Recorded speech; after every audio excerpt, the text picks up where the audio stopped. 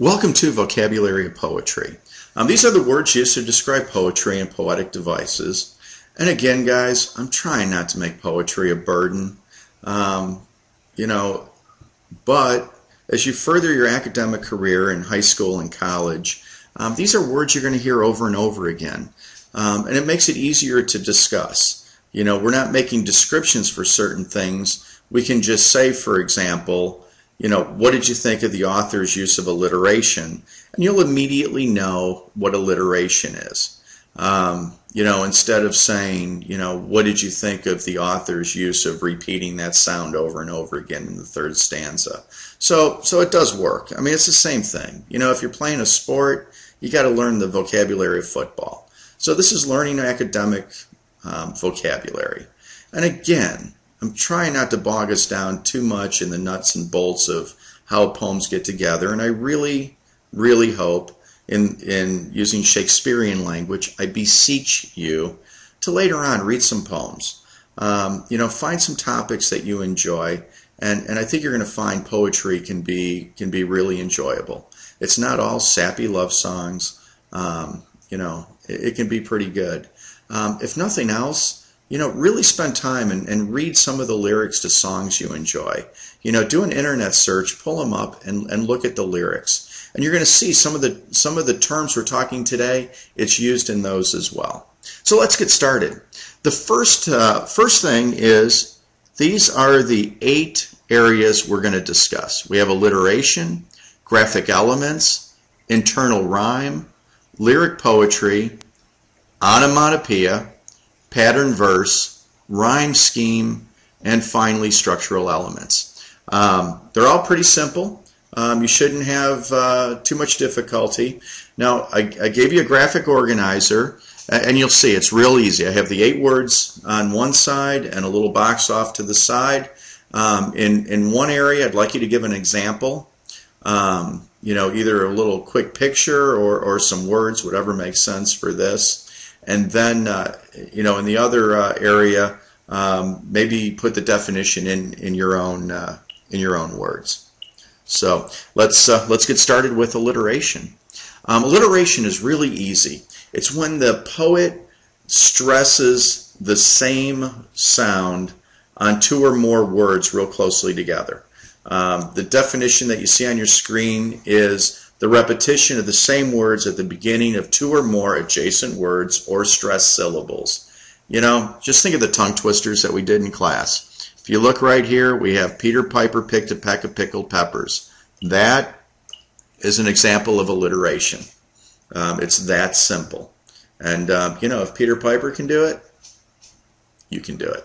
Why would a poet do it? It highlights some different information. It calls attention to those words. And again, the beauty of poetry is we're trying to say more than what's just on the page. We're trying to take, a half a page to say what a novel might take a chapter to do. So these sort of tools can be very helpful. Next up is graphic elements of poetry. Now, you might remember the Red Wheelbarrow by William Carlos Williams that we looked at. It's where the words on the page actually are part of the experience. The example you see right here, this sailboat, is an example of a couple things. Number one, notice how he uses the words to outline a sailboat. And also notice how it's really not that good of a poem. But as I told you before, I need to find really good examples that really show what I want to get across. And this does it really well. And that's probably what this poet wanted to do. For me, I'm here recording this. You guys know me. I'd rather be on a surfboard. I'd rather be sailing. I'd rather be on the island. But, the other thing I'd really like to be doing is teaching, and I hope you're learning on this one. The other thing with the shape of the poem is look at the white space. Look at the space that words don't occupy, because poets can use that as well to create meaning. Next up, we have an internal rhyme. This one's pretty simple. I'm a chair, I'm a square, and I'm a pear. Guy over there is a bear, obviously. Now, this is where you have to pay attention to the punctuation. Okay, if you look right here, especially there, you know, these are ellipses. They're not periods. Okay, this shows that it's continuing, and it's with this sort of continuation that we have this internal rhyme scheme. Again, it's a tool in the poet's work, in the poet's toolbox, that he can use to highlight or emphasize some different words or ideas. It's as simple as that. You know, not all rhyme is at the end of the sentence. Okay. Next up, we have lyric poetry. This is the stuff you like. A lyric poem is a short poem expressing personal feelings and emotions. That's what usually gets set to music. This idea of regular meter, you're going to notice, is the pattern inside the poem. It's going to repeat itself. You know, and again, most of the songs that you like have a regular meter, a regular pattern that's going to repeat itself throughout the song, that the words are laid on top of. You might notice it as the melody, but again, a lyric poem, you know, is lyrical. It's musical. Okay. There's other types of poems, but this year this is one of them that we're lucky enough to spend some time looking at. I enjoy them. I like listening to music. I know you do.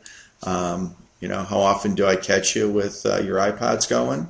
So I know you're listening to lyric poems. Onomatopoeia is fun. These are words that actually sound like what they mean. So if you asked what the definition of boom is, it's the sound of something going boom. It's, you know, crack. So again, it's a great tool that the poet can use, because in one word, there's a greater meaning, and it's really, really clear. You know, when you're trying to describe a sound, you know, that can be really hard, and we're lucky to have a few words in the English language that the meaning and the sound are the same. So I think onomatopoeia is going to be pretty easy for you. And sure, isn't that a fun word to say? Why don't we say it together? Feel like Mr. Rogers. Sure, onomatopoeia. Sure, that's a fun word. Next up is pattern of verse. Some of you might recognize this Bruno Mars song, and one of the reasons I'm using it is if you look right here, we have 5 lines, then 5 more lines, and then a chorus. Okay, this pattern repeats itself throughout the song, and you're going to see that in a lot of songs. You'll see it in some poems. It's regular, it's predictable. You get in a rhythm as you're reading the poem, and it generally works really well. And that would be pattern of verse. The verse is the poem, is the words, and this is the pattern, and you guys understand pattern. Next up is rhyme scheme, and I'm using a limerick for this because a limerick all share the same rhyme scheme. It's an AABBA rhyme scheme, and if we look at this one, there was an old man with a beard who said, "It is just as I feared. 2 owls and a hen, 4 larks and a wren have all built their nests in my beard." So let's look at the words that rhyme here, okay? So over here we have beard, and what we're going to do is mark that as rhyme A. Feared rhymes with beard, so that gets another A. Hen is a new sound. It's the second one, so that gets a B. Wren rhymes with hen, so that gets a B. And then we come back here to beard. Beard rhymes with feared, so that gets an A again. So we have this idea of an AABBA rhyme scheme. A couple other real common ones that you'll probably do in your own writing is this ABAB. That's where the first and the third lines rhyme, and the second and the fourth. Another one that's real common is an A, B, B, A rhyme scheme, where the first and the last word, or the first and the last line rhyme, and the two middle rhyme. Side note, and for those students at B. Garza Middle School who are watching this, ABBA, A-B-B-A, is also Mr. Garlick's favorite rock band. Just a little trivia. When he's doing announcements, at least every other week we hear an ABBA song, whether you know it or not. Finally, a lot of this all comes into one area, and it's called the structural elements of the poem. And structure, this idea of structure that we see right here, structure is like a building or anything else you build. And a poem has a structure. It has a form. It has things that go into it to make it what it is. In fact, everything that we read has a structure to it. You know, a chapter book or a novel, you know, has a structure. You know, we've talked about our plot diagram. We have an introduction. We have that rising action to a climax and then falling action. That would be a structure. You know, a poem just has a little different structure. But once we understand all the components that go into it, we can better understand the poem. And understanding the written word, you know, is what this class is about. It's about communication and understanding that. So as we wrap up, and as we look at poems, you know, we're going to need this common language. You know, when we're discussing a poem and I ask you about the alliteration, you know, you'll immediately know it's that repeating sound. If you're asked to analyze the rhyme scheme, you know, you'll be able to, you know, to start matching up the words that rhyme and labeling them and coming up with what the rhyme scheme is. And then, you know, that all goes to the structural element of the poem. Now, I know I went pretty quick, and it probably you didn't get enough time to fill in all of your notes. Now you have a couple of options from here. Number one, you know, you may be able to finish your notes just from what you remember, and what you recall, and I hope that's the case. But please rewind, go back, find those spots that we were talking, give yourself a good example, put the definition in your own words. You know, translate it now while you have the best idea of what it all means. And finally, let's use these words. The way you really own a word is by using it over and over again.